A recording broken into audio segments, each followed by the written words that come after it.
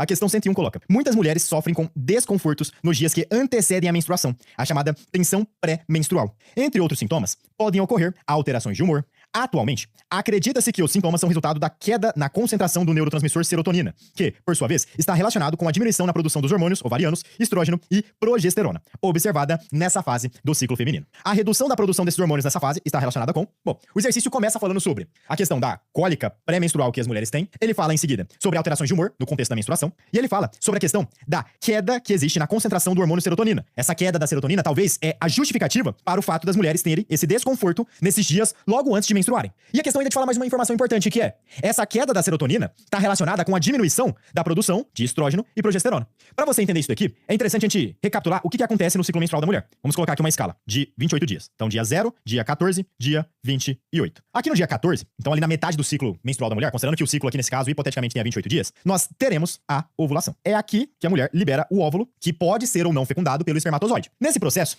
logo após o 14º dia, a progesterona e até mesmo o estrógeno estarão muito elevados. Mas aqui eu coloco principalmente progesterona porque ela vai ser o principal que vai estar mais elevado. E eles permanecem elevados pra quê? Porque se o óvulo que foi liberado no dia 14 for fecundado, é essa progesterona elevada, é esse estrógeno elevado, que vão garantir que a camada ali do útero possa garantir a fixação do embrião formado, desse zigoto que foi formado, que depois vai dar origem ao embrião. Por outro lado, se por acaso esse óvulo que foi liberado no dia 14 não for de fato fecundado, ele sofre uma regressão. Qual que é a regressão que acontece aqui, ó? Vou colocar na parte de cima. Ele sofre uma regressão. Se por acaso ele não for fecundado, o óvulo, ele dá origem ao corpo lúteo. O corpo lúteo é como se fosse o resquício daquele óvulo que não foi fecundado. O óvulo ele é degenerado e você forma então o corpo lúteo. Só que quando o corpo lúteo é formado, ocorrem algumas alterações no ciclo menstrual da mulher, de modo que o estrogênio e a progesterona começam a cair. O estrogênio e a progesterona começam a cair. Eles estavam muito elevados logo após o 14º dia. Quando o óvulo não é fecundado e ele sofre degeneração, você forma o corpo lúteo. E esse corpo lúteo não consegue manter altos níveis de progesterona e estrogênio. Então a progesterona começa a cair, o estrogênio começa a cair. E consequentemente, você vai ter o que a própria questão já disse pra você, que é uma alteração nos níveis de serotonina, não necessariamente um aumento, né? Vou colocar só uma alteração, não é necessariamente um aumento. Uma alteração nos níveis de serotonina,